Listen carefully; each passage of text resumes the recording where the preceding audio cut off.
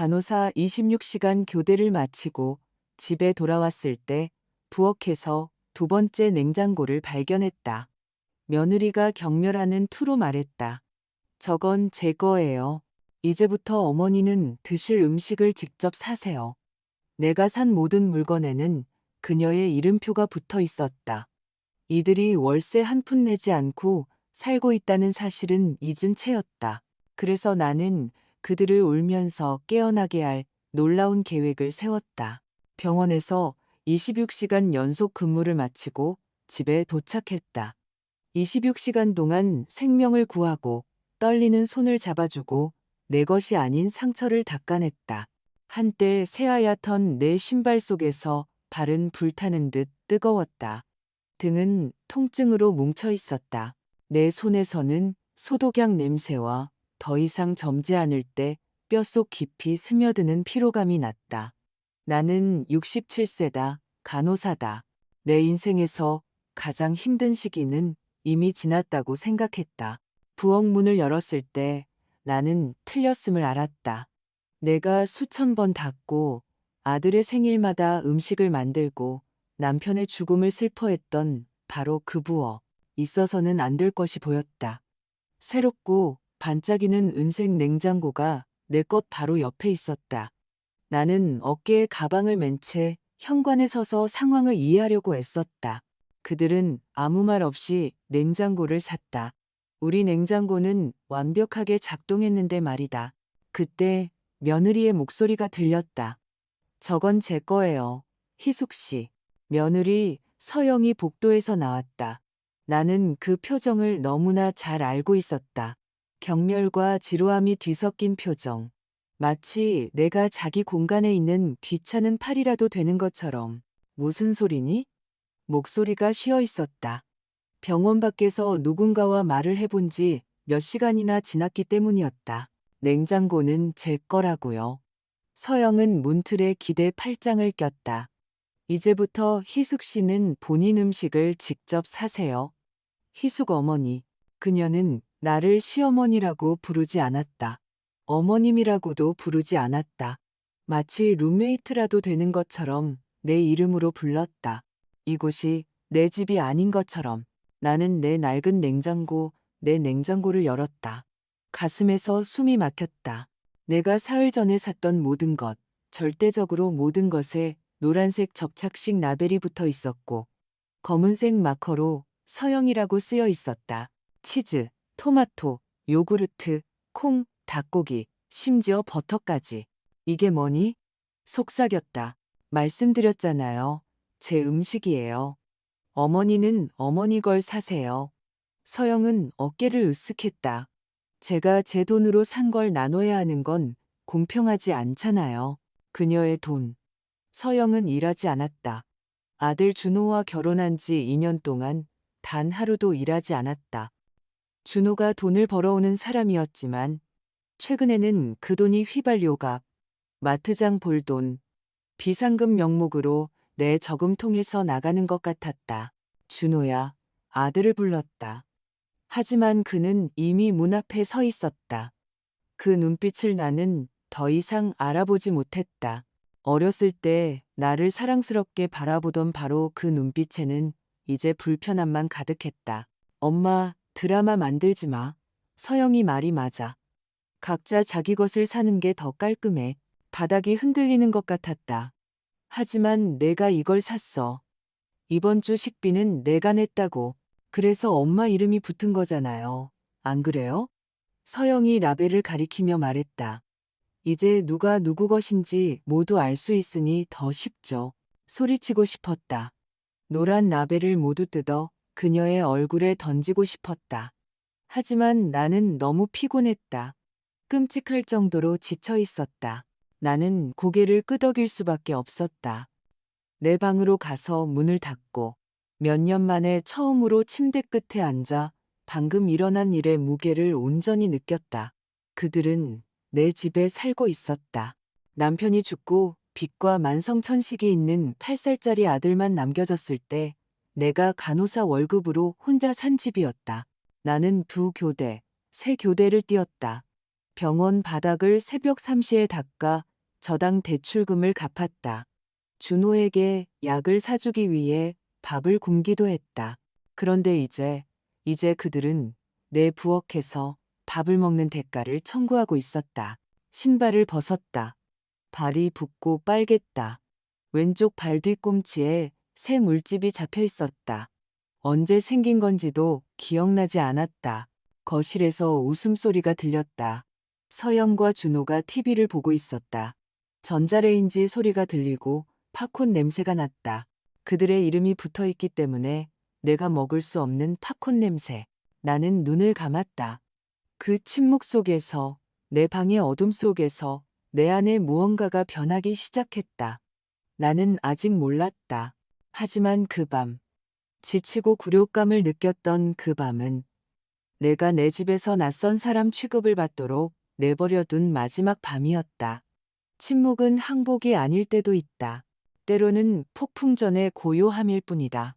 며칠 후 내가 발견한 것은 그 노란 라벨들이 내 고난의 시작에 불과하다는 것을 깨닫게 해줬다. 나는 라벨 사건이 최저점이라고 생각했다. 더 이상 나를 침몰시킬 수 없을 거라고 얼마나 순진했던가. 사흘 후 나는 병원에서 또 다른 교대를 마치고 돌아왔다. 이번에는 12시간뿐이었지만 지옥 같은 12시간이었다. 심한 화상을 입은 아이, 가족이 없어 내가 손을 잡고 있는 동안 돌아가신 노인. 나는 집에 돌아와 따뜻한 차 한 잔과 고요함만을 원했다. 화장실에 들어갔을 때 더 많은 라벨이 있었다.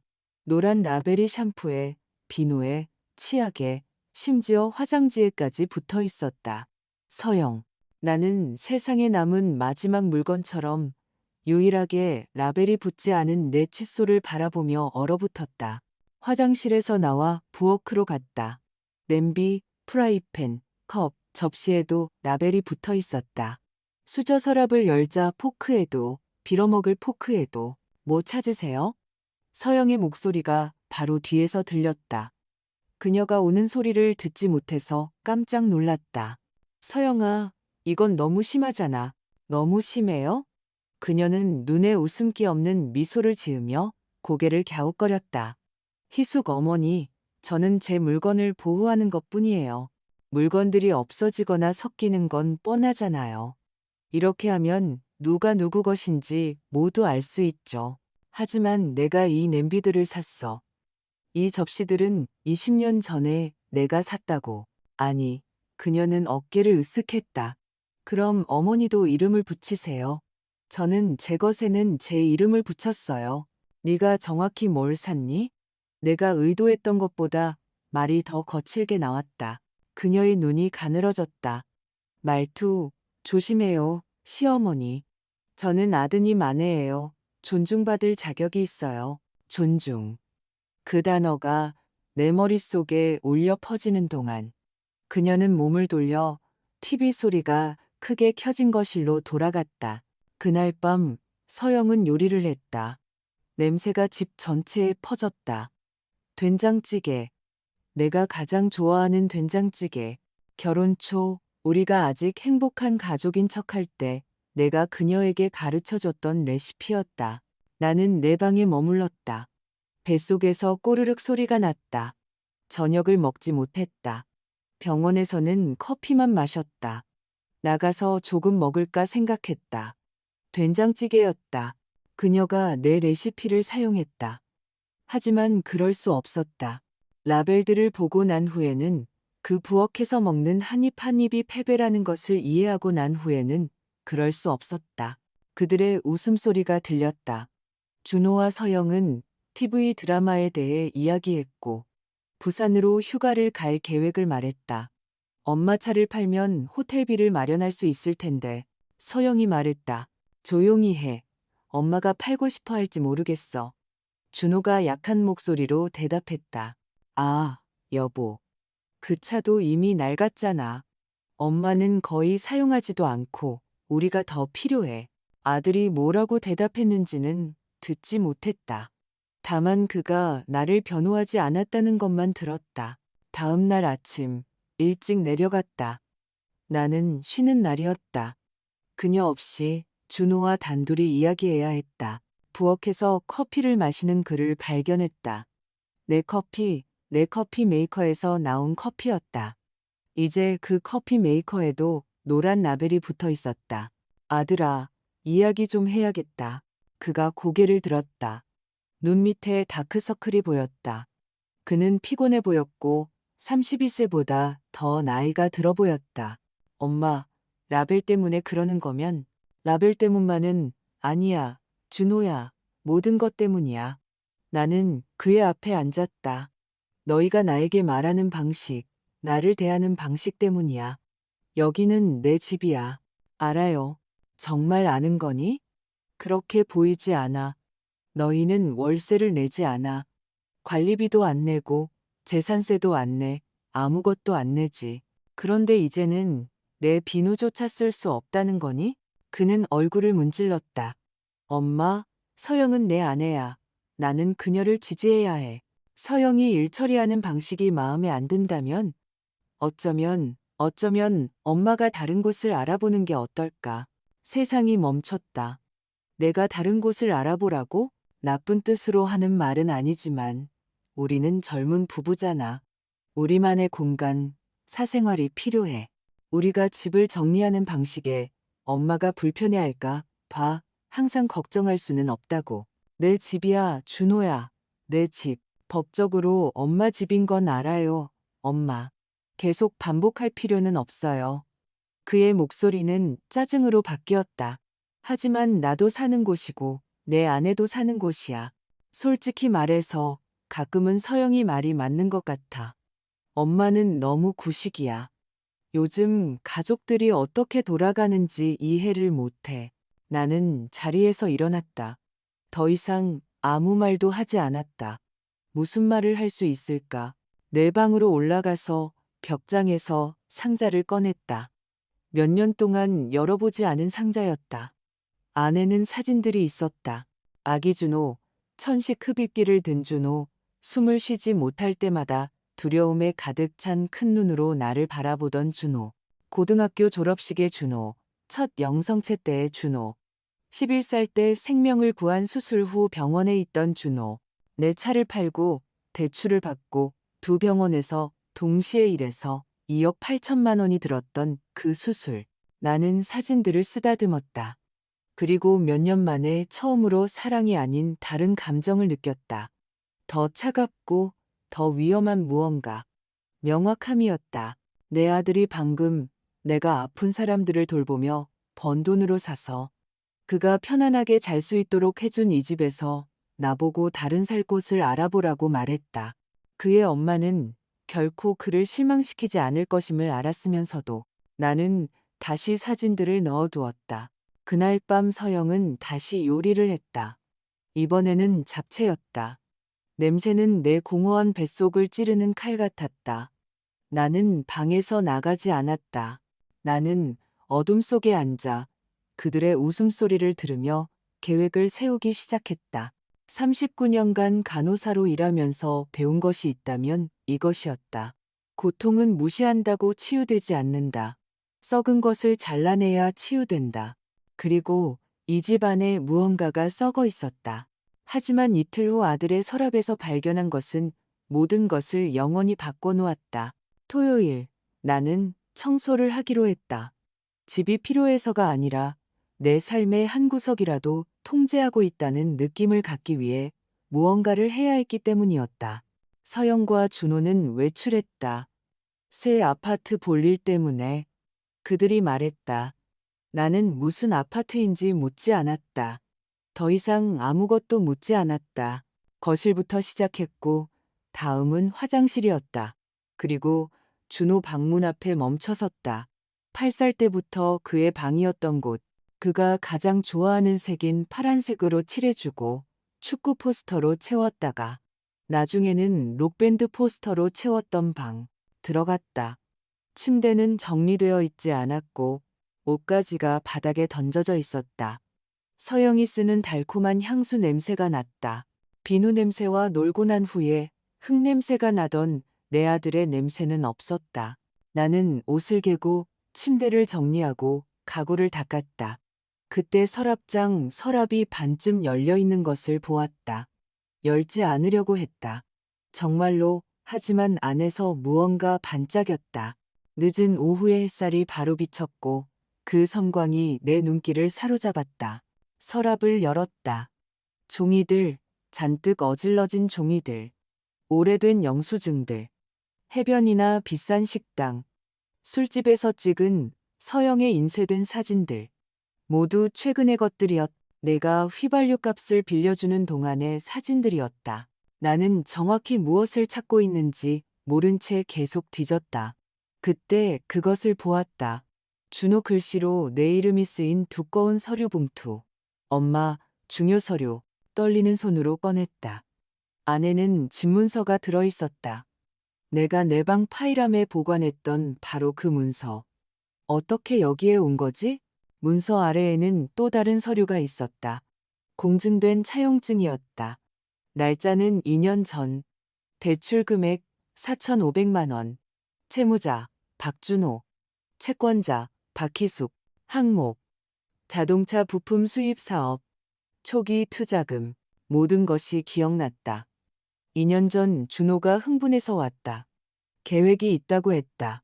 친구가 미국에서 자동차 부품을 수입하는 사업을 제안했다고 했다. 백만장자가 될 거라고 했다. 시작하려면 4,500만 원만 필요하다고 했다. 나는 그 돈이 있었다. 10년 동안 모아온 은퇴 자금이었다. 하지만 그는 내 아들, 나의 유일한 아들이었다. 6개월 안에 이자까지 갚을게요, 엄마. 두고 보세요.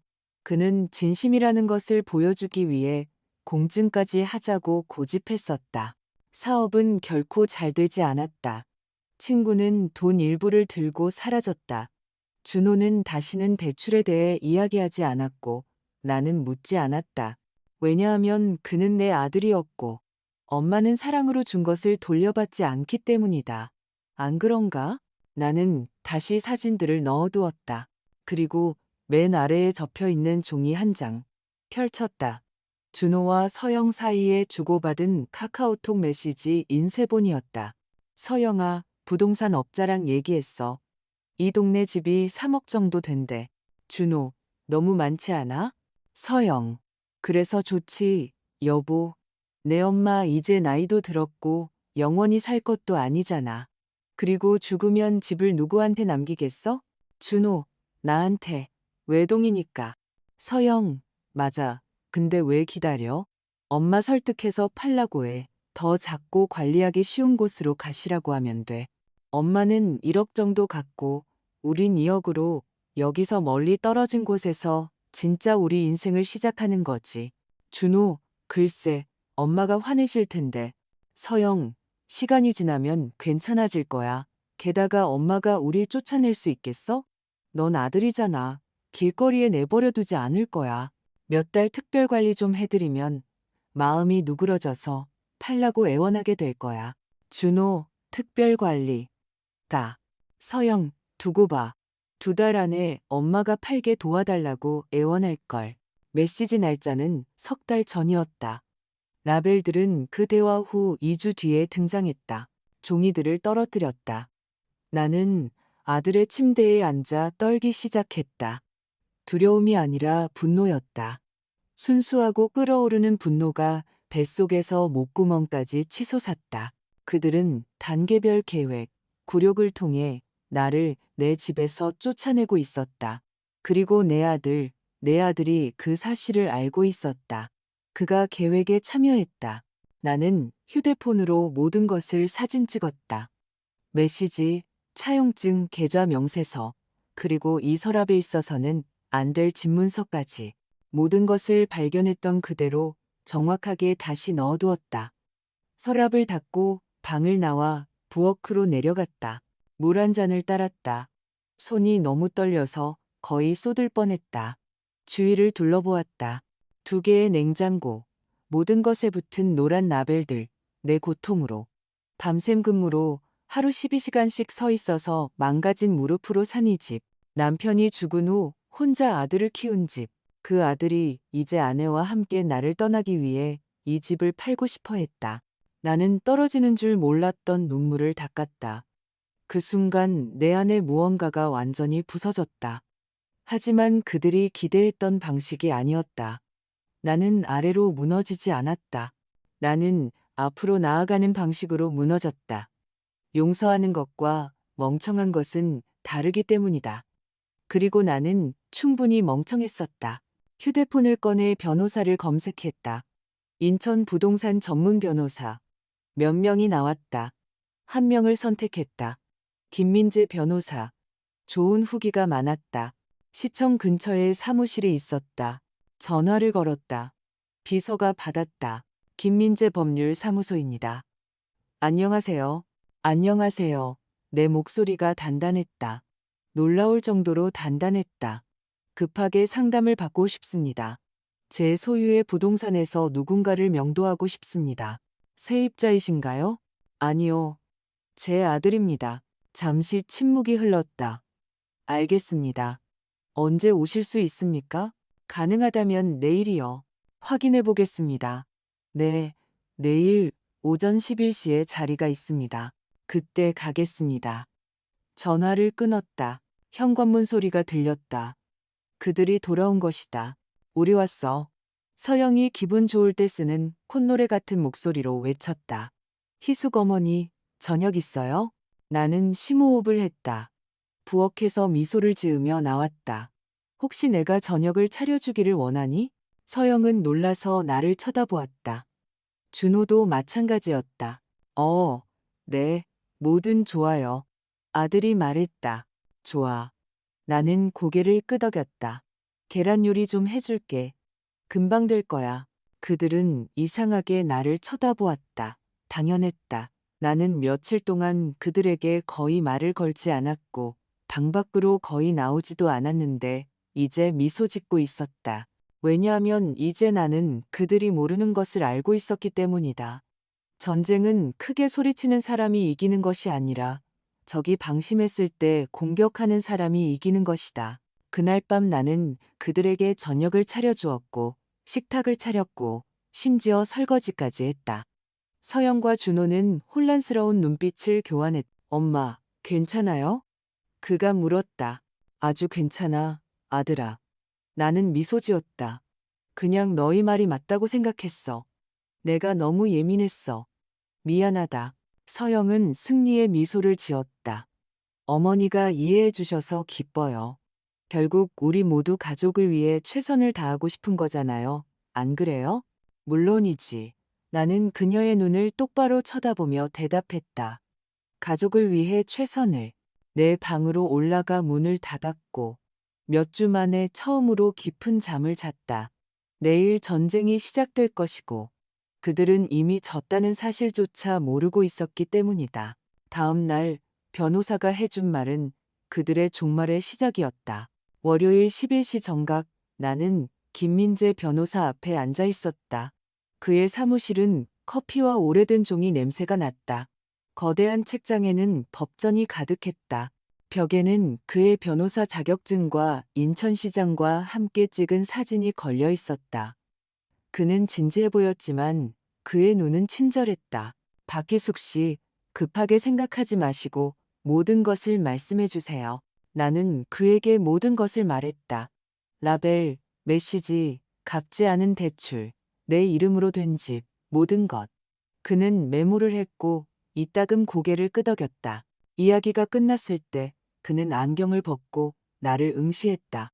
이 모든 것에 대한 증거가 있습니까? 메시지 사진이 있습니다. 공증된 차용증도 있고요. 집문서도요. 모든 것이 제 이름으로 되어 있습니다. 그들이 월세를 냅니까? 아니요. 아무것도요. 관리비도요? 아니요. 제가 다 냅니다. 전기, 수도, 가스, 재산세, 인터넷, 전부 다요. 그는 천천히 고개를 끄덕였다. 어머님, 법적으로 귀하는 그들을 명도할 모든 권리가 있습니다. 이곳은 귀하의 재산입니다. 그들은 임대 계약서가 없으며 아무것도 지불하지 않습니다. 우리는 그들을 무건원 점유자라고 부릅니다. 그는 잠시 멈췄다. 하지만 그들은 아드님입니다. 확신하십니까? 나는 잠시 침묵했다. 확신하는가? 나는 노란 라벨들, 내 집을 팔려고 계획했던 메시지들, 준호가 나에게 다른 살 곳을 알아보라고 했던 말을 생각했다. 네, 나는 대답했다. 확신합니다. 좋습니다. 제게 위임장을 작성해 주셔야 합니다. 법적 절차를 시작하겠습니다. 몇 주가 걸리겠지만 그들이 협조하지 않으면 일을 더 빠르게 진행할 수 있습니다. 그는 폴더를 열었다. 이자까지 대출금을 청구할 수도 있습니다.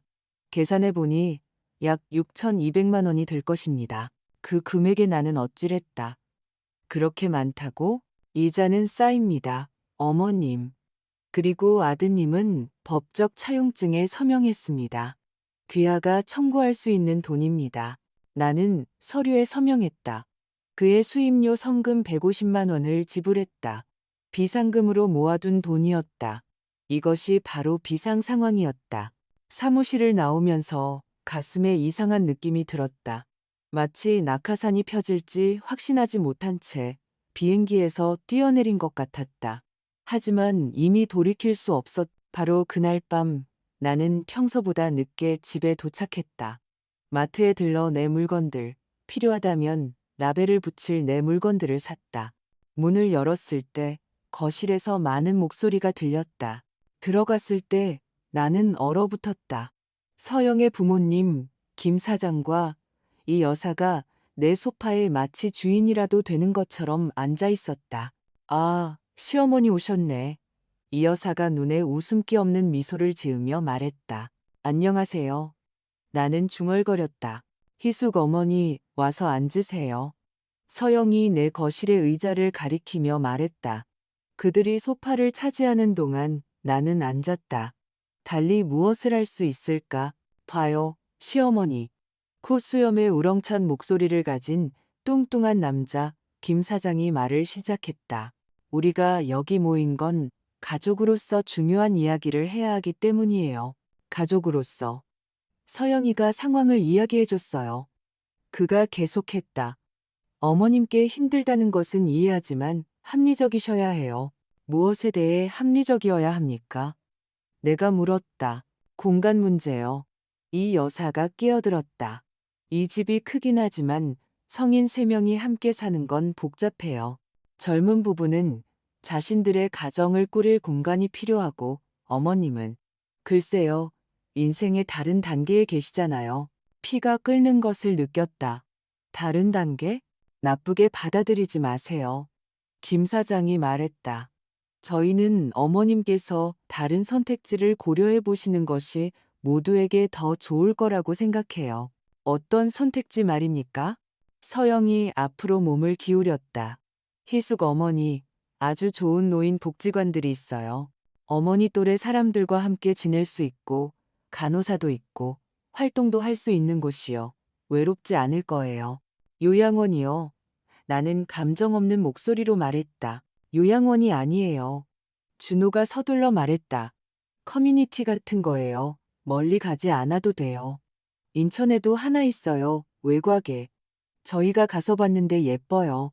너희가 가서 봤다고? 내가 되풀이했다. 나 없이? 불편한 침묵. 놀라게 해드리려고 했어요. 서영이 말했다. 사진도 찍어왔어요. 그녀는 휴대폰을 보여주었다. 정원이 있는 회색 건물, 작은 방들, 휠체어를 탄 노인들 사진. 나는 그곳에서 죽음을 기다리는 내 모습을 보았다. 그럼 이 집은요? 떨리는 목소리로 물었다. 글쎄요. 준호가 뒷목을 극적였다. 서영이랑 나는 여기에 머물 거예요. 결국에는 팔아서 더 작은 집을 구할 수도 있겠지만 그건 나중 일이에요. 물론 나중 일이겠죠. 내가 말했다. 중요한 건 어머니가 잘 돌봄을 받게 되는 거예요. 이 여사가 주장했다. 그리고 젊은이들은 진짜 삶을 시작할 수 있고요. 그리고 그 복지관은 누가 돈을 냅니까? 내가 물었다. 또 침묵. 글쎄요. 어머니는 병원 연금이 있으시잖아요. 서영이 말했다. 그리고 차를 파시면 1,000몇 달은 버틸 수 있을 거예요. 그 다음은 그때 가서 생각하죠. 내 차. 5년 전에 산 수십 년 만에 처음으로 나에게 준 유일한 사치품. 차를 팔면 직장에는 어떻게 가니? 나는 아직 일하고 있잖니. 혹시 잊었니? 아유, 희숙 어머니. 이 여사가 한숨을 쉬었다. 그 나이에는 은퇴하고 삶을 즐길 생각을 하셔야죠. 나는 67세지 80세가 아닙니다. 내가 반박했다. 하지만 너무 많이 일하시잖아요. 서영이 달콤한 목소리로 말했다. 피곤하시고 아프시고 쉬는 게 더 좋지 않겠어요? 나는 아들을 쳐다보았다. 그는 나를 보지 않고 바닥을 쳐다보고 있었다. 네가 원하는 거니, 준호야? 내가 떠나는 것을? 그가 고개를 들었다. 그의 눈에서 무언가를 보았다. 죄책감? 수치심. 엄마, 저희는 엄마에게 최선을 원할 뿐이에요. 나에게 최선이라고? 아니면 너희에게 최선이라고? 나는 일어섰다. 엄마, 드라마 시작하지 마. 서영이 눈을 굴리며 말했다. 드라마가 아니야, 서영아. 질문이야. 내가 떠나면 너희가 얻는 게 뭐니? 엄마가 얻어요. 그녀가 폭발했다.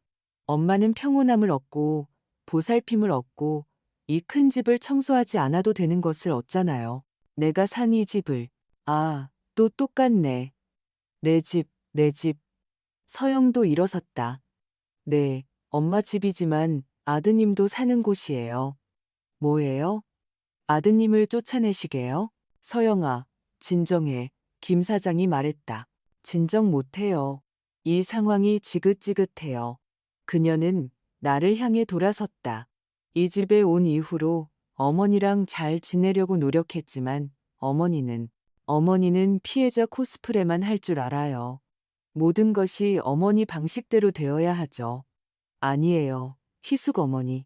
더 이상 여기에 사는 사람은 어머니뿐만이 아니에요. 그걸 받아들일 수 없다면, 네, 아마 다른 곳을 알아보셔야 할 거예요. 뒤따르는 침묵은 짙었다. 나는 준호를 보았다. 너도 그렇게 생각하니? 그는 얼굴을 문질렀다. 엄마, 서영이 말이 맞는 것 같아요. 모든 것을 계속 통제할 수는 없어요. 이 집은 엄마가 사신 건 맞지만 내 집이기도 해. 그리고 내 아내와 여기 살고 싶다면 그건 내 결정이야. 너의 결정. 가슴이 찢어지는 것 같았다. 그럼 나는 뭐니? 짐덩어리니? 아무도 그렇게 말 안 했어요. 이 여사가 끼어들었다. 말할 필요도 없네요. 나는 중얼거렸다. 몸을 돌려 계단을 올라갔다. 뒤에서 서영의 목소리가 들렸다. 아, 화났네. 내일이면 괜찮아질 거야. 그리고 웃음소리. 마치 아무것도 중요하지 않은 것처럼 부드러운 웃음소리. 내 방에 들어가서 문을 잠그고 이번에는 정말 울었다. 몇 년 만에 처음으로 울었다. 내가 키운 아들 때문에, 열이 났을 때 밤잠을 설쳤던 것 때문에, 학비를 대기 위해 3가지 일을 했던 것 때문에, 그의 미래를 생각하며 모았던 모든 돈 때문에 울었다. 눈물이 더 이상 나오지 않을 때까지 울었다. 울음을 그치고 얼굴을 씻었다. 거울을 보았다. 눈은 빨갛고 부어 있었고 다크서클은 깊었지만 눈빛에는 새로운 무언가가 있었다. 결심이었다. 휴대폰을 꺼내 김 변호사 번호를 찾았다. 메시지를 보냈다. 변호사님, 모든 것을 진행해 주세요. 가능한 한 빨리 그들을 내보내고 싶습니다. 답변이 몇 초 만에 왔다. 알겠습니다, 박희숙 씨. 내일 소송을 제기하겠습니다. 전화를 치우고 잠자리에 들기 전 어둠 속에서 속삭였다. 미안하다, 준호야. 하지만 더 이상 너 자신에게서 너를 구할 수는 없구나. 사흘 후 일어난 일은 서영이 영원히 미소를 잃게 만들었다. 다음 며칠은 이상했다. 나는 평소처럼 행동했다. 너무나 평소처럼. 아침에 인사를 했고 라벨에 대해 불평하지 않고 내 아침 식사를 준비했다. 출근했다가 돌아와 방에 틀어박혔다. 서영은 혼란스러워 보였다. 그녀가 눈살을 찌푸리며 나를 여러 번 쳐다보는 것을 보았다. 무엇이 변했는지 해독하려는 듯이 준호는 그냥 나를 피했다. 일찍 나갔다가 늦게 돌아왔다. 마주칠 때면 시선을 피해. 좋다. 그들이 내가 포기했다고 생각하게 해라. 내가 곧 복지관으로 순순히 갈 귀찮은 늙은이가 될 운명을 받아들였다고 생각하게 해라. 하지만 밤이 되면 그들이 잠들었을 때 나는 이랬다. 관찰하고 듣고 조사했다. 나는 그들의 일과를 알아냈다.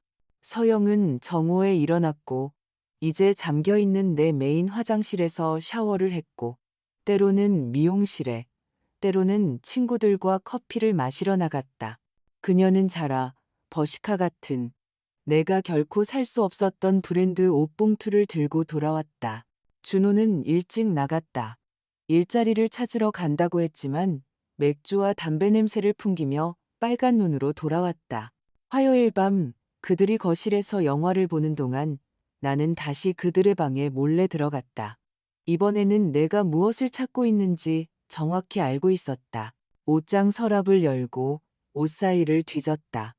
아무것도 없었다. 침대 밑을 보았다. 신발 상자들이 있었다. 하나씩 열어보았다. 세 번째 상자에서 필요한 것을 발견했다. 지난달까지 업데이트된 은행 계좌 명세서. 15일마다 180만 원씩 정기적인 입금. 이 돈은 어디서 오는 걸까? 계속 뒤졌다. 술집 영수증, 비싼 식당 영수증이 있었다. 메리어트 호텔 영수증도 하나 있었다. 호텔? 그들이 여기 살면서 왜 호텔이 필요했을까? 그리고 밀봉된 봉투를 보았다. 열었다. 안에는 부동산 중개업소 팸플릿이 있었다. 신도시 지역의 선분양 아파트. 2억 8천만 원부터 시작하는 아파트. 아파트 중 하나가 빨간 마커로 표시되어 있었다. 3억 2천만 원짜리 방, 3개짜리 아파트. 마지막 페이지에는 서영의 글씨로 쓰여 있었다. 이 늙은이 집 팔면 대략 3억 빼기 8천만 원. 엄마 목. 이콜 2억 2천만 원 남음. 플러스 은행 대출 1억 원. 총 3억 2천만 원 딱 맞음. 3억짜리 내 집에서 8천만 원. 내 배신에 대한 그들의 계산이 빨간 마커로 쓰여 있었다. 나는 모든 것을 사진 찍었다. 계좌 명세서, 팸플릿, 호텔 영수증. 모든 것을 찾았던 그대로 정확하게 다시 넣어두었다. 방을 나왔다. 그들은 여전히 거실에 있었다. 영화 속 무언가의 서영이 웃는 소리가 들렸다. 내 방으로 올라가서 노트북에 사진들을 다운로드했다. 클라우드에 백업했다. 그리고 내가 결코 할 거라고 생각하지 않았던 일을 했다. 나는 지혜에게 연락했다. 지혜는 내 병원 동료였다. 15년 동안 함께 일했다. 그녀는 준호를 어렸을 때부터 보아왔다. 지혜야, 부탁 하나만 들어줘. 은행 입금이 어디서 오는지 조사할 수 있는 사람 알아? 그녀는 몇 분 만에 답했다. 내 사촌이 회계사야. 국세청 관련 일도 해. 뭐가 필요해? 내 아들이 그 소득을 신고하고 있는지, 그리고 어디서 오는지 알고 싶어. 자료 보내줘. 내일 알려줄게. 나는 계좌 명세서 사진을 보냈다. 다음 날 아침 병원에서 쉬는 시간에 지혜가 나에게 전화했다. 희수가, 내 아들 문제 있어. 뭘 찾았니? 그 입금 내역은 유령 회사에서 나오는 거야. 허위 거래를 발행하는 회사. 세금 사기지. 국세청이 알면 엄청난 벌금이 떨어질 거야. 어쩌면 감옥에 갈 수도 있어. 피가 차가워졌다. 감옥, 이거 심각해, 희수가. 내 아들이 검은 돈을 받고 있는 거야. 누군가 돈 세탁이나 탈세에 그를 이용하고 있는 거고, 이게 터지면 내 아들이 책임져야 해. 그가 알고 있다는 걸 어떻게 알아? 영수증에 서명했잖아. 돈이 들어오는 계좌도 있어. 몰랐다고 말할 수 없어. 나는 떨면서 전화를 끊었다. 내 아들. 내 아들이 불법적인 일에 연루되어 있었다. 그날 밤 나는 혼자 그와 이야기하기로 결심하고 집에 도착했다. 하지만 문을 열었을 때 부엌에서 격앙된 목소리가 들렸다. 더 조심했어야 한다고 내가 말했잖아. 준호의 목소리는 절망적이었다. 나한테 그런 식으로 말하지 마. 서영이 대답했다. 내 엄마가 그렇게 참견쟁이인 게 내 잘못이야? 무슨 일이야? 준호가 물었다. 아무것도 아니야. 그냥 며칠 전에 내가 화장실 갔을 때 내 휴대폰을 보고 있는 것 같았어. 확신해. 휴대폰 위치가 바뀌어 있었어. 너 편집증이야? 편집증 아니야. 저 늙은이가 무언가를 알고 있어. 직감해. 침묵. 뭘 알 수 있겠어? 준호가 물었지만 그의 목소리는 불안했다. 몰라. 하지만 일을 서둘러야 해. 엄마랑 얘기해. 집을 당장 팔라고 설득하든가. 내 이름으로 명의를 바꾸든가 해. 시간이 지날수록 위험만 커진다고. 더 이상 엄마를 압박할 수 없어. 이미 화가 많이 났다고. 그럼 방법을 찾아내. 서영의 목소리가 차가워졌다.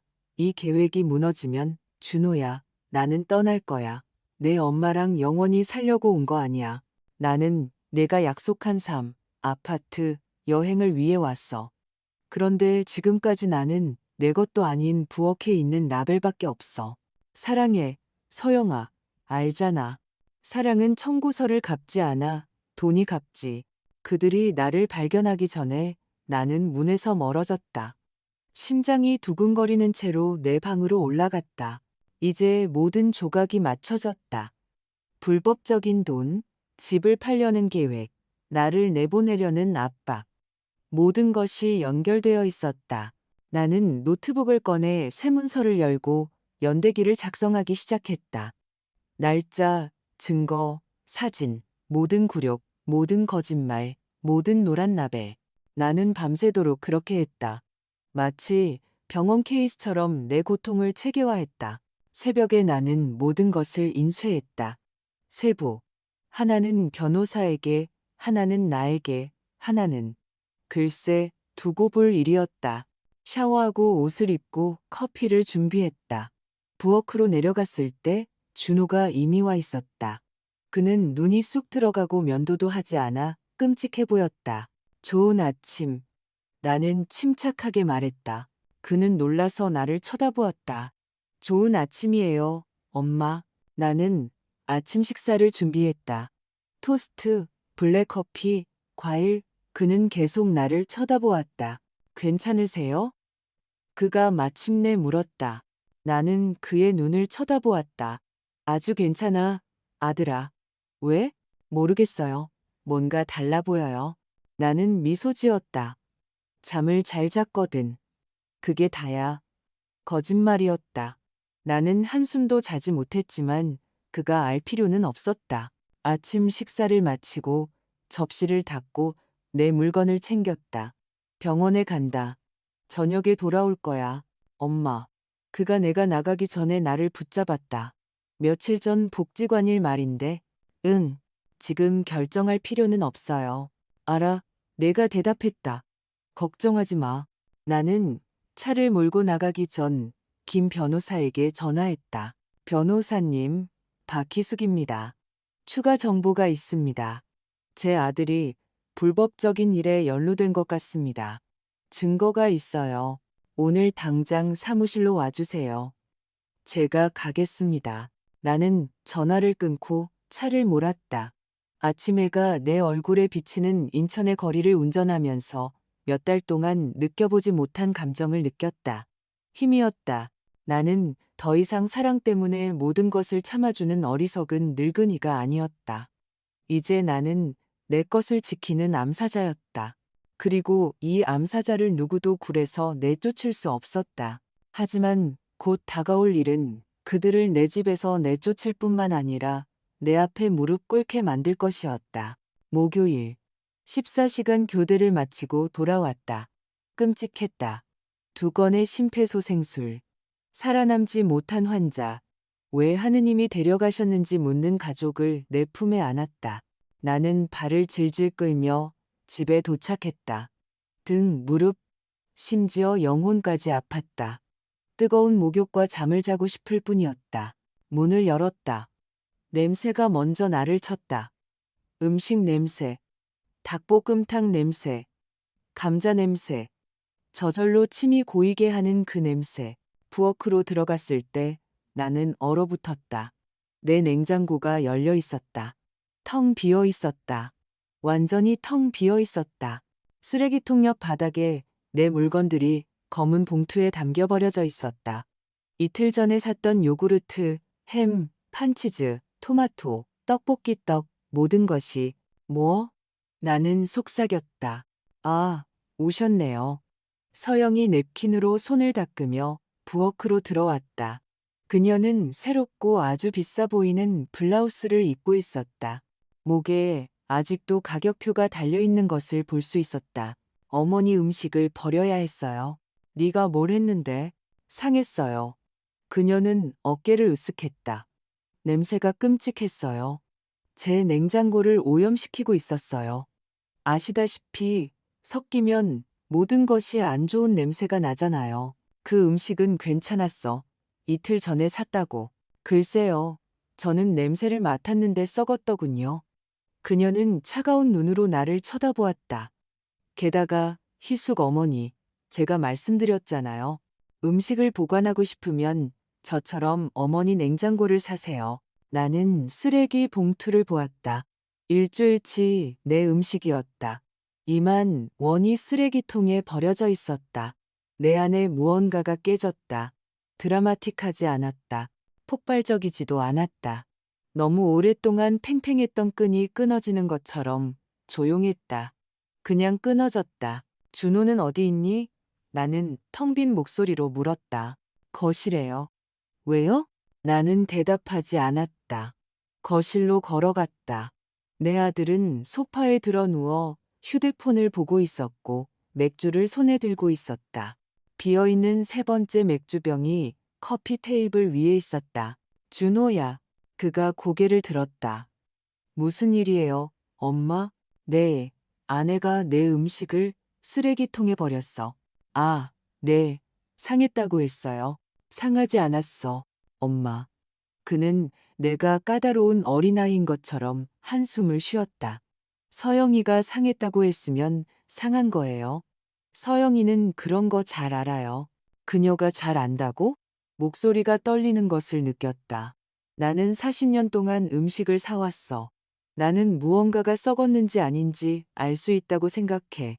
또 시작이네. 그가 소리쳤다. 약간 비틀거리며 일어났다. 그는 취해 있었다. 엄마의 드라마에 지쳤어요. 모든 것이 엄마 위주여야 하는 게 지긋지긋하다고. 내 드라마. 칼날 같은 말이 나왔다. 내 드라마. 준호야, 2만 원어치 음식을 버렸어. 내가 일해서 번 2만 원을. 네가 여기서 내가 사준 맥주나 마시고 있는 동안. 이 맥주는 엄마가 산 거 아니야. 서영이가 샀어. 무슨 돈으로, 준호야? 서영이는 일도 안 하는데 무슨 돈으로 사? 엄마가 상관할 바 아니잖아. 당연히 내 문제지. 너희는 내 집에 살고 내 음식을 먹고 내 시설을 사용해. 그만해. 그가 소리쳤다. 몇 년 만에 처음으로 내 아들이 나에게 소리쳤다. 나는 지쳤어요. 모든 게 항상 엄마 이야기여야 하는 것에 지쳤어요. 엄마 집, 엄마 음식, 엄마 돈. 다 이해했어요. 엄마가 모든 것을 했죠. 엄마는 모든 것을 희생한 위대한 순교자, 성모예요. 그 말들은 주먹처럼 나를 때렸다. 준호야, 아니, 이제 됐어요, 엄마. 나는 존재하는 것 자체에 죄책감을 느끼는 것에 지쳤어요. 엄마가 많이 일했기 때문에 숨 쉬는 것조차 빚진 것처럼 느껴지는 것에 지쳤어요. 나는 태어나고 싶다고 안 했어요. 아빠가 돌아가시라고 안 했어요. 그건 엄마의 결정이었지. 내 결정이 아니었다고. 뒤따르는 침묵은 참을 수 없었다. 서영이 문 앞에 나타났다. 그녀는 작고 승리한 미소를 짓고 있었다. 나는 아들을 쳐다보았다. 술과 분노로 눈이 빨개진 32세의 이 남자. 나는 그를 알아보지 못했다. 악몽을 꾸었을 때 내 다리를 껴안던 아이, 첫 월급으로 어머니날 꽃을 가져오던 10대, 첫 여자친구에게 차였을 때 내 어깨에 기대 울던 청년. 그 아이는 사라지고 없었다. 그 자리에는 낯선 사람이 있었다. 나를 미워하는 낯선 사람. 알겠다. 나는 거의 들리지 않을 정도로 낮은 목소리로 말했다. 알았어. 나는 몸을 돌려 계단을 올라갔다. 내 방으로 들어가서 문을 잠갔다. 그리고 그때 내 인생에서 처음으로 숨을 쉴 수 없다고 느꼈다. 물리적으로는 아니었다. 내 폐는 작동했지만 더 깊은 무언가, 내 가슴 한가운데에 무언가가 닫혔다. 나는 침대에 앉아 휴대폰을 꺼냈다. 떨리는 손으로 언니 박수미에게 전화했다. 그녀는 전주에 살고 있었다. 자주 보지는 못했지만 항상 서로에게 의지했다. 희수가 무슨 일이야? 그녀가 걱정스럽게 대답했다. 밤 10시였다. 그리고 나는 무너졌다. 흐느낌과 딸꾹질 사이로 모든 것을 이야기했다. 라벨, 메시지, 대출, 쓰레기통에 버려진 음식, 준호의 말들. 그녀는 끼어들지 않고 듣기만 했다. 내가 끝났을 때 침묵이 흘렀다. 희수가 그녀가 마침내 진지한 목소리로 말했다.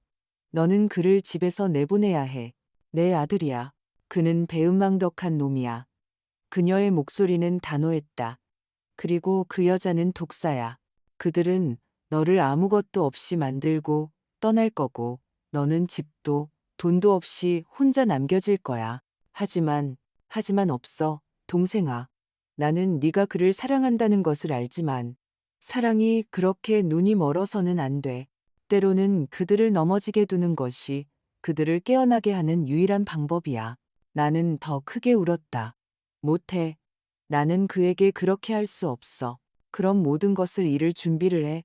왜냐하면 그게 일어날 일이니까. 그녀는 전화를 끊었다. 나는 전화기를 손에 든 채 어둠 속에 혼자 앉아 있었다. 그리고 처음으로 끔찍한 생각을 했다. 내가 떠나면 어떨까? 내가 그들에게 집을 주고 떠나면 더 쉽고 덜 고통스러울 것이다. 작은 방을 빌려서 은퇴할 때까지 일하고 가족을 깨뜨리지 않았다는 것을 알고 평화롭게 죽을 수 있을 것이다. 하지만 그때 나는 무언가를 기억했다. 내가 이 집을 샀던 날을 기억했다. 준호는 12살이었다. 우리는 2년 동안 위험한 동네의 끔찍한 아파트에서 월세를 살고 있었지만 나는 5년 동안 한 푼 두 푼 모았다. 집문서에 서명하던 날 나는 행복해서 울면서 집에 왔다. 아들아, 내가 말했다. 우리 집이 생겼어. 진짜 집. 아무도 우리에게서 이걸 빼앗아갈 수 없어. 그는 나를 안았다. 그는 어린아이 비누 냄새와 꿈 냄새가 났다. 아무도요, 엄마.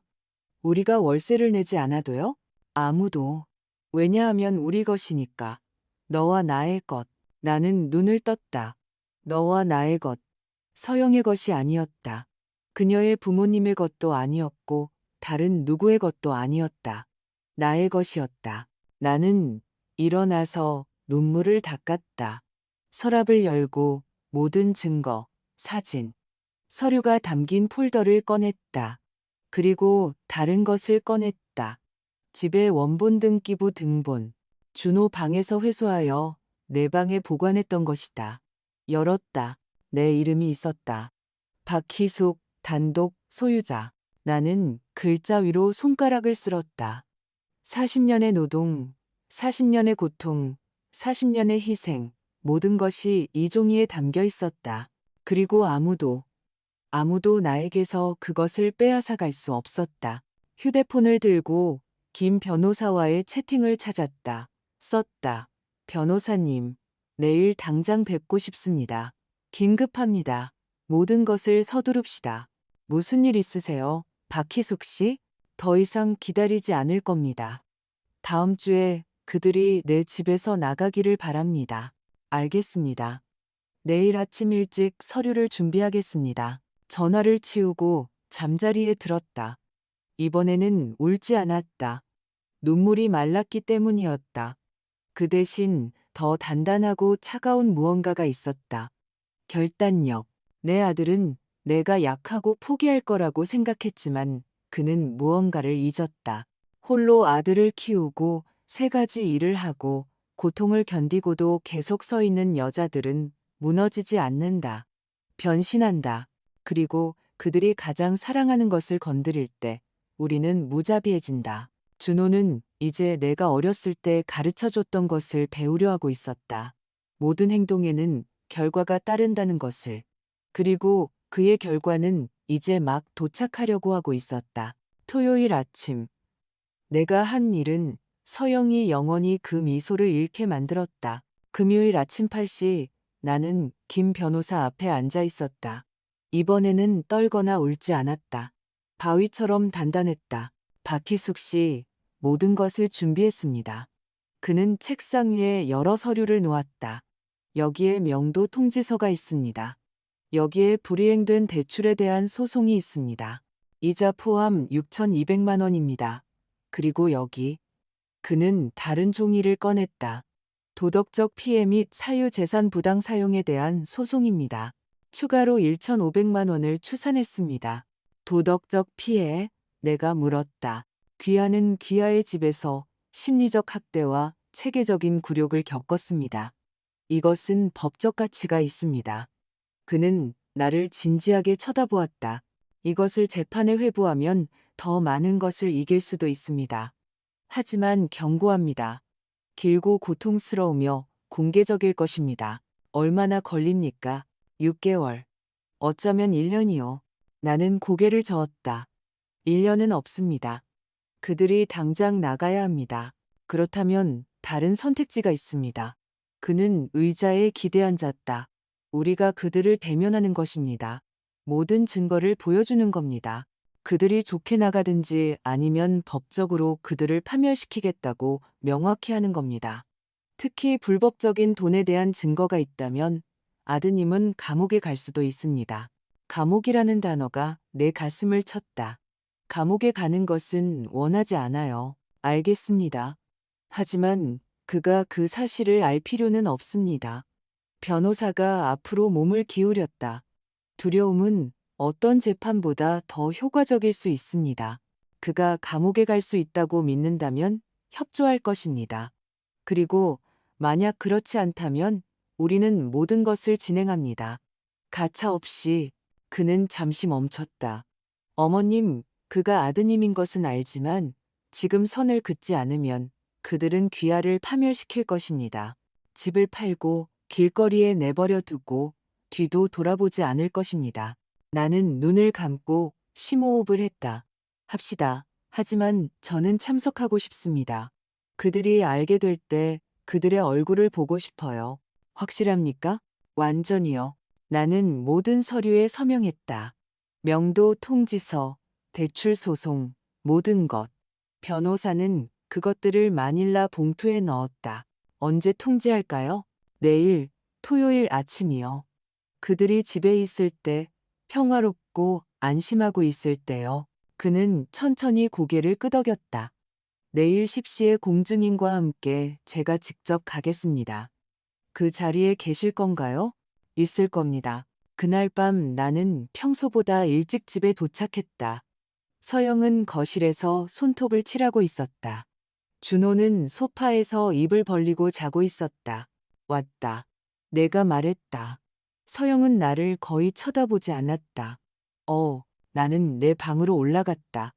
하지만 숨으려는 것이 아니었다. 이번에는 계획을 세우기 위해서였다. 벽장에서 오래된 여행 가방을 꺼냈다. 가장 중요한 물건들을 싸기 시작했다. 서류, 사진, 옷, 병원 유니폼, 그들이 건드리지 않기를 바라는 모든 것.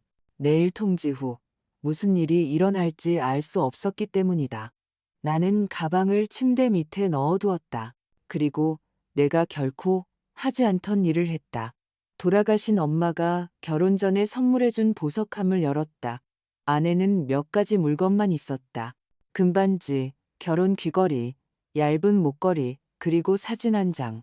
내 남편 박 씨가 아기 준호를 안고 웃고 있는 오래되고 색이 바랜 사진. 그것을 꺼내 오랫동안 쳐다보았다. 미안해요, 여보. 나는 속삭였다. 당신이 우리 아들을 돌봐주기를 원했지만 지금 그를 돌보는 것은 그를 놓아주는 것, 그가 배우도록 내버려두는 것이라고 생각해요. 사진을 넣고 보석함을 닫았다. 그리고 그날 밤 몇 주 만에 처음으로 깊은 잠을 잤다. 악몽도 눈물도 없이 더 이상 결정할 것이 없었기 때문이다. 결정은 내려졌다. 토요일 아침 7시에 일어났다. 샤워하고 가장 좋은 옷을 입었다. 검은 바지, 흰 블라우스, 닫힌 구두. 머리를 정리하고 립스틱을 살짝 발랐다. 거울을 보았다. 다른 여자가 보였다. 지친 간호사가 아니었다. 굴욕당한 엄마도 아니었다. 이 집의 주인 박희숙, 홀로 아들을 키우고 생명을 구하고 더 이상 짓밟히지 않을 여자였다. 부엌으로 내려가 커피를 준비하고 스크램블 에그를 만들고 떡을 데웠다.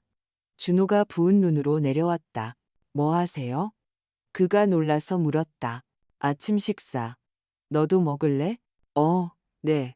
그는 곁눈질로 나를 쳐다보며 조용히 먹었다. 서영은 30분 후에 내려왔다. 비싼 분홍색 실크 가운을 입고 있었다. 화장기 없는 얼굴은 더 젊어 보였고 거의 취약해 보였다. 좋은 아침. 내가 말했다. 좋은 아침. 그녀는 의심스럽게 대답했다. 무슨 축하할 일이라도 있어요? 아니, 그냥 맛있는 아침을 만들고 싶었을 뿐이야. 나는 그녀에게도 음식을 차려주었다. 앉아. 그녀는 앉았지만 음식을 맛보지 않았다. 원하는 게 뭐예요? 희숙 어머니? 원하는 거 없어. 내가 너희에게 아침 식사를 해줄 수 없니? 할 수는 있죠. 하지만 이상하잖아요. 몇 주 동안 거의 말도 안 하더니 갑자기 이러는 건. 나는 미소 지었다. 어쩌면 싸우는 게 지쳤을 뿐인지도 모르지. 준호와 서영은 눈빛을 교환했다. 9시 30분 내 휴대폰이 울렸다. 김 변호사였다. 박희숙 씨, 거의 도착했습니다. 좋습니다. 문 열게요. 나는 전화를 끊었다. 누구였어요? 준호가 물었다. 별거 아니야. 나갈게. 택배 기다리고 있어. 나는 문으로 가서 열었다. 거기에 김 변호사가 회색 정장을 입고 서 있었고 젊은 남자가 서류 가방을 들고 있었다. 공증인이었다. 안녕하세요, 박희숙 씨. 안녕하세요. 들어오세요. 그들이 들어왔다. 준호가 부엌에서 나왔다. 누구세요? 그가 물었다. 변호사가 맑고 전문적인 목소리로 말했다. 안녕하세요. 저는 김민재 변호사입니다.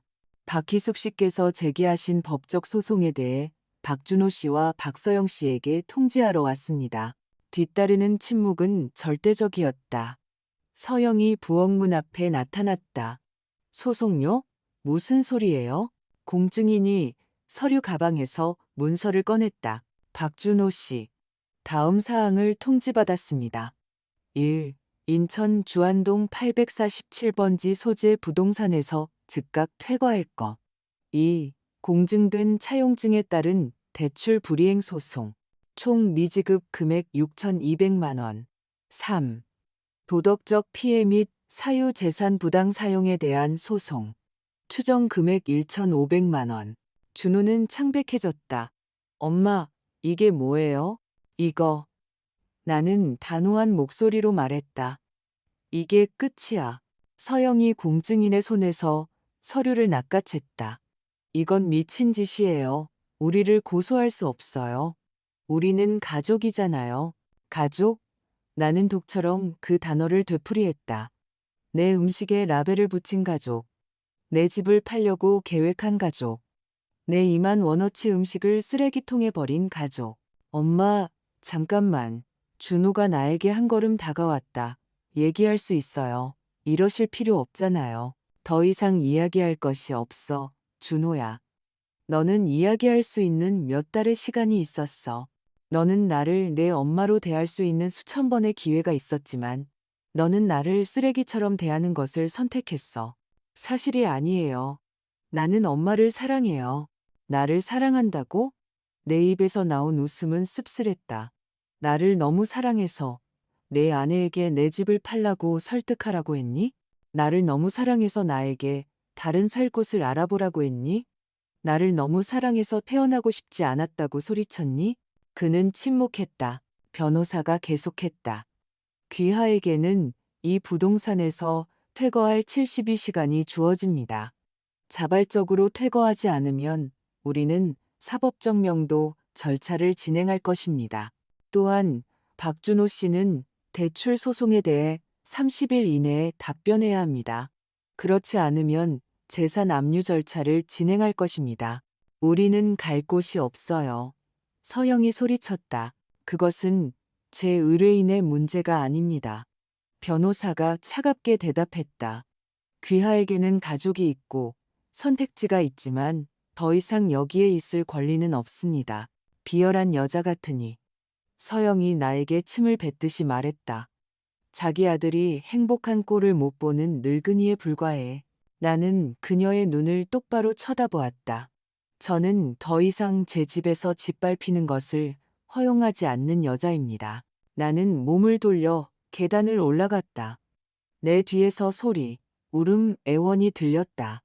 내 방문을 닫고 침대에 앉아 숨을 쉬었다.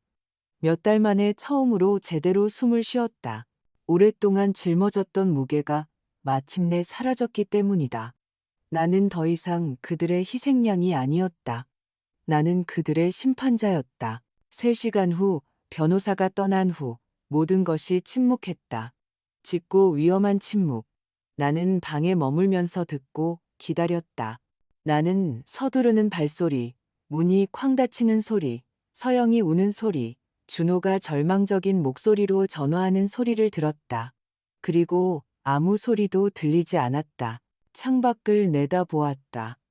준호의 차는 여전히 입구에 있었다. 그들은 떠나지 않았다. 나는 조심스럽게 계단을 내려갔다. 거실은 비어 있었고 부엌도 마찬가지였다. 그때 냉장고 문에서 무언가를 보았다. 준호의 글씨로 쓰인 쪽지. 엄마, 서영이 부모님 댁에 갔어요. 내일 돌아와서 이야기할게요. 제발 다시 생각해 주세요. 우리는 가족이잖아요. 이러지 말아주세요. 나는 쪽지를 찢어 구겨서 쓰레기통에 버렸다. 가족. 필요할 때 얼마나 쉽게 그 단어를 사용하는가. 남은 토요일은 청소로 보냈다. 노란 라벨들을 하나씩 분노와 만족감을 느끼며 모두 떼어냈다. 내가 뜯어낸 라벨 하나하나가 되찾은 존엄성의 조각이었다. 서영의 냉장고를 청소했다. 완전히 비웠다. 그녀의 음식을 모두 쓰레기통에 버렸다. 그렇게 하면서 어두운 쾌감을 느꼈다. 이제 네가 어떤 기분인지 알겠지. 나는 생각했다. 그날 밤 나는 문을 잠그고 잤다. 일요일은 흐리고 잿빛이었다. 나는 일찍 일어나 커피를 준비하고 부엌에 앉아 기다렸다. 나는 그들이 돌아올 것을 알고 있었고 내 예상이 맞았다. 오전 10시 차 소리가 들리고 목소리가 들리고 문이 열렸다. 준호, 서영, 그리고 그녀의 부모님, 4사람이 들어왔다. 김 사장이 가장 앞에 섰고 얼굴은 분노로 붉어져 있었다. 어디 있습니까? 그가 소리쳤다. 여기 있어요. 내가 부엌에서 나오며 말했다. 그는 나를 보고 손가락을 치켜세우며 나에게 다가왔다. 내 딸을 고소하다니 당신이 누굽니까? 저는 이 집의 주인이고 당신 딸은 학대자입니다. 내 딸은 학대자가 아닙니다. 당신이야말로 어울릴 줄 모르는 사람이에요. 김 사장님. 나는 내가 알지 못했던 침착함으로 말했다. 당신 딸은 내 집, 내 음식에 라벨을 붙였어요. 내 음식을 쓰레기통에 버렸고 나를 쓰레기처럼 대했죠. 그리고 당신들은 그들이 내 집을 차지하도록 나보고 요양원에 가라고 했어요. 아무도 그렇게 말 안 했어요. 이 여사가 끼어들었다. 분명히 말했어요. 2주 전이 거실에서요. 저의 이익을 위해 선택지를 찾고 있었다고요. 나의 이익을 위해서요? 내 집을 팔고 요양원에 들어가 푼돈만 가지고 있는 것이 나의 이익입니까? 이 집은 3억짜리예요. 서영이 소리쳤다. 우리가 어머니를 아무것도 없이 내버려 두려던 게 아니잖아요. 아, 나는 고개를 끄덕였다. 네가 찾았던 쪽지에 쓰여 있듯이 나에게 8천만 원을 주려고 했구나. 내 집을 팔고 난 후 남은 돈을. 그녀는 침묵했다. 무슨 쪽지요? 준호가 물었다. 내 아내가 내 집에서 2억 2천만 원을 훔치려고 계획했던 아파트 팸플릿에 쓴 쪽지 말이다. 훔치려는 게 아니었어요. 서영이 중얼거렸다. 우리는 어머니 몫을 드리려고 했어요. 내 목. 분노가 목구멍을 타고 올라왔다. 내 집에 내 목. 내 말 듣고 있는 거니? 김 사장이 끼어들었다. 보세요, 박희숙 씨. 화가 나신 건 알지만 변호사 없이, 드라마 없이, 교양 있는 사람들처럼 이 문제를 해결할 수 있습니다. 저는 더 이상 아무것도 해결하고 싶지 않습니다. 고집 부리지 마세요. 그가 소리쳤다. 이게 재판까지 가면 모두가 잃는 겁니다. 저는 아닙니다. 저는 모든 증거를 가지고 있어요. 메시지, 서류, 증인. 나는 그들을 한 명씩 쳐다보았다. 그리고 더 많은 것을 가지고 있습니다. 이번 주에 내가 발견한 무언가. 준호의 얼굴이 창백해졌다. 엄마, 아니, 내 아들은 나는 김 사장을 보며 말했다. 불법적인 돈을 받고 있습니다. 유령 회사로부터의 입금, 세금 사기, 국세청이 알면 감옥에 갈 겁니다. 침묵은 절대적이었다. 거짓말이야.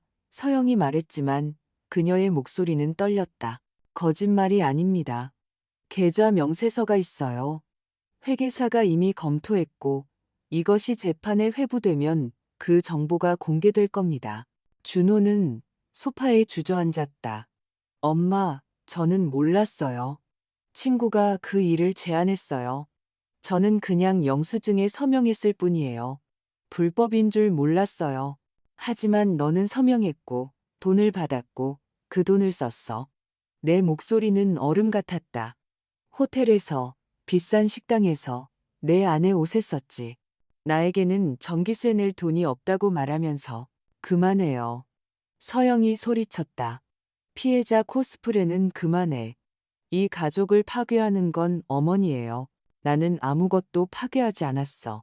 너희가 파괴했지. 라벨 하나하나 굴욕 하나하나를 통해 그냥 라벨일 뿐이잖아요. 별거 아니었어요. 그냥 라벨이 아니었어. 나는 처음으로 소리쳤고 내 목소리가 집 전체에 울려 퍼졌다. 그건 메시지였어. 나는 더 이상 중요하지 않다는 메시지. 내 집에서 나는 낯선 사람이라는 메시지. 내가 세운 모든 것, 내가 일한 모든 것, 내가 희생한 모든 것이 아무 가치도 없다는 메시지였어. 뒤따르는 침묵은 귀를 먹먹하게 했다. 화요일까지 내 집에서 나가야 합니다. 나는 단호한 목소리로 말했다. 그렇지 않으면 경찰과 집행관이 올 겁니다. 너희 물건들을 모두 길거리에 내놓을 거고 이웃들이 모두 볼 수 있게 할 겁니다. 엄마, 제발. 준호가 내 앞에 무릎을 꿇었다. 눈물이 그의 뺨을 따라 흘러내렸다. 제발 이러지 마세요. 저는 엄마 아들이잖아요.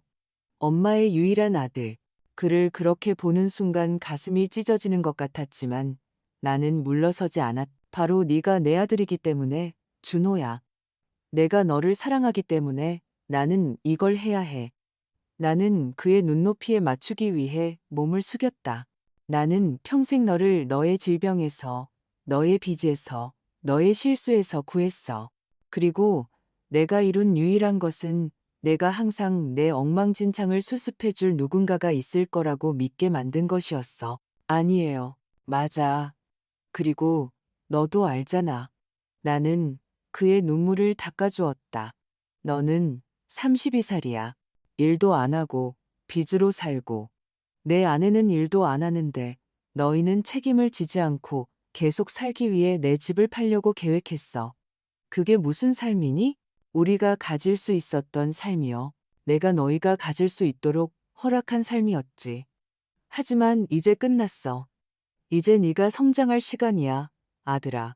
그리고 그것이 너를 잃는 것을 의미한다 해도 나는 받아들일 거야. 당신은 괴물이에요. 서영이 소리쳤다. 아니, 나는 더 이상 이용당하는 것을 허용하지 않는 엄마일 뿐이야. 김 사장이 한 걸음 앞으로 나섰다. 이대로 두지 않을 겁니다. 우리는 변호사를 고용해서 싸울 겁니다. 좋습니다. 내가 대답했다. 내 변호사가 기다리고 있습니다. 하지만 경고하는데 화요일 이후로 여기서 보내는 메일, 저는 손해배상을 청구할 겁니다.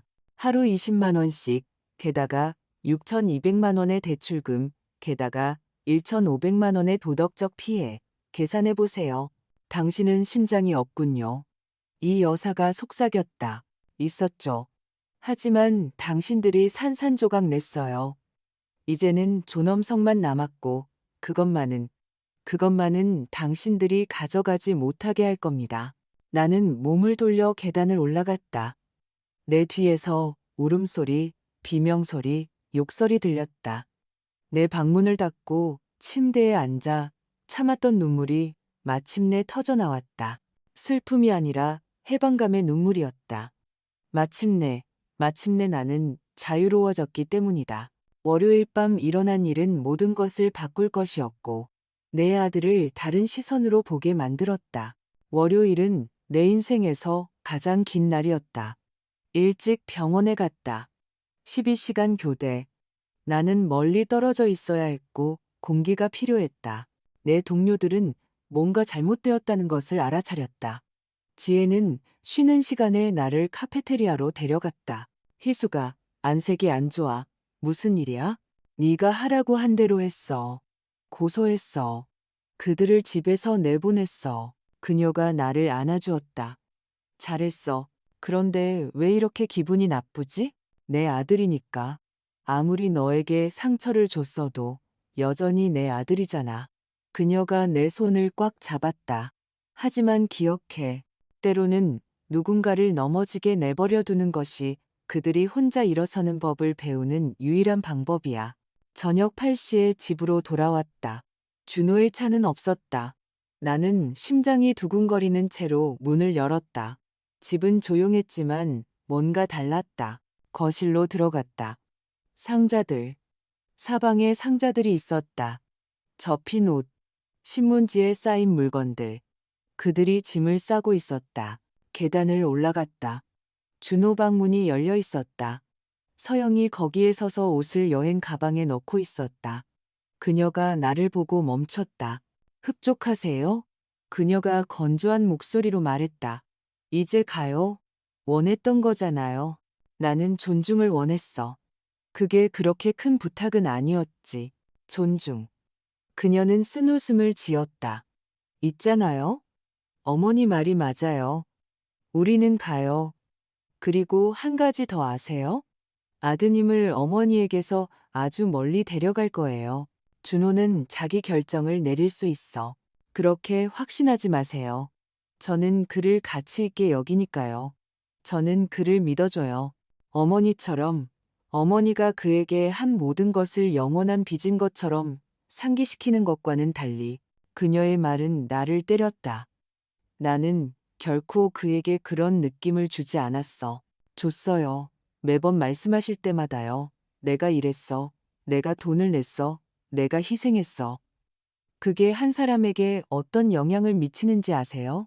그가 결코 충분하지 않을 거라고, 어머니가 한 일을 결코 갚을 수 없을 거라고 느끼게 만들어요. 나는 바닥이 움직이는 것을 느꼈다. 그래서 술을 마시는 거예요. 그래서 직장을 구할 수 없는 거예요. 그는 모든 것을 혼자 해낸 위대한 박희숙, 완벽한 어머니를 실망시킬까봐 너무 두려워서 시도조차 하지 않으려고 하는 거예요. 그렇지 않아. 맞아요. 그리고 마음속으로는 알고 있죠. 하지만 나를 비난하고 나를 악당으로 만드는 게 더 쉬운 거죠. 사실은 어머니가 그를 이렇게 만들었어요. 의존적이고 쓸모없게. 왜냐하면 그가 성장하면 어머니가 필요하지 않게 될 테니까. 그리고 어머니는 누군가가 어머니를 필요로 하는 것을 필요로 하잖아요. 내 집에서 나가. 나는 이를 악물고 속삭였다. 그녀는 어깨로 나를 밀치고 방을 나갔다. 나는 복도에 서서 가쁘게 숨을 쉬었다. 그녀의 말이 맞았다. 이 모든 것이 내 잘못이었다. 나는 좀비처럼 계단을 내려갔다. 부엌으로 들어가 식탁에 앉았다. 그때 현관문이 열리는 소리가 들렸다. 준호였다. 그는 혼자 들어왔다. 서영은 없었다. 그의 눈은 붉어져 있었다. 엄마, 얘기 좀 해야겠어요. 더 이상 할 말이. 제발요. 그의 목소리가 갈라졌다. 5분만 들어주세요. 나는 그를 쳐다보지 않고 고개를 끄덕였다. 그가 내 앞에 앉았다. 엄마 말이 다 맞아요. 그가 말했다. 모든 것이요. 저는 쓸모없고 배은망덕하고 쓰레기 같은 아들이었어요. 알아요. 나는 대답하지 않았다. 서영이가 1시간 전에 저를 떠났어요. 엄마가 소송을 취하하도록 설득하지 않으면 떠날 거라고 했죠. 제가 그럴 수 없다고 말하자 그녀는 가버렸어요. 그는 눈을 닦았다. 그녀 부모님이 데리러 왔어요. 제가 성장해서 진짜 남자가 되면 전화하겠다고 했지만 엄마 집에 사는 동안은 저를 알고 싶지 않다고 했어요. 나는 쓴 만족감을 느꼈다. 죄송해요. 그가 계속했다. 제가 너무 약하고 너무 비겁해서 죄송해요. 태어나고 싶지 않았다고 소리친 것. 제 인생에서 가장 끔찍한 말이었어요. 눈물이 내 뺨을 따라 흐르기 시작했다. 엄마, 저는 태어나고 싶었어요. 엄마를 엄마로 둔 것은 제게 일어날 수 있는 최고의 일이었어요. 그리고 나는 모든 것을 망쳤어요. 준호야, 그만. 끝까지 말하게 해주세요. 그는 심호흡을 했다. 그 돈, 그 영수증 돈, 저는 잘못된 것임을 알았어요. 처음에는 아니었지만 나중에는 알았죠. 그리고 계속했어요. 쉬웠으니까. 빠른 돈이었고 서영이가 물건들을 원했으니까. 그리고 나는 성공한 사람처럼 보이고 싶었어요. 아들아, 돈을 갚을게요. 어떻게 해야 할지는 모르겠지만 할 거예요. 그리고 엄마 집에서 나갈 거예요. 엄마가 강요해서가 아니라 그게 옳은 일이니까. 스스로 설 수 있는 법을 배워야 하니까. 그는 내 눈을 쳐다보았다. 하지만 일주일만 머물게 해주실 수 있어요? 딱 일주일만. 일자리를 찾고 방을 찾을 수 있도록요. 그리고 떠날게요. 나는 안 된다고 말하고 싶었다. 이미 늦었다고, 피해는 이미 입었다고 말하고 싶었다. 하지만 그는 내 아들이었고, 모든 것에도 불구하고 여전히 내 아들이었다. 일주일. 내가 말했다. 하지만 내 규칙에 따라. 어떤 규칙이든요. 좋아요. 술 금지. 매일 일자리를 찾아. 반값으로 돈을 내. 비록 10만 원이라도. 그리고 상담받으러 가야 해. 상담이요? 그래. 왜냐하면 서영이 말이 맞았던 게 하나 있어. 너와 나는 해결해야 할 문제가 있고 혼자서는 할 수 없어. 그는 잠시 침묵했다. 좋아요. 그렇게 할게요. 그리고 대출건은 나는 휴대폰을 꺼내 김 변호사에게 전화했다. 변호사님, 박희숙입니다. 대출 소송을 동결하고 싶습니다.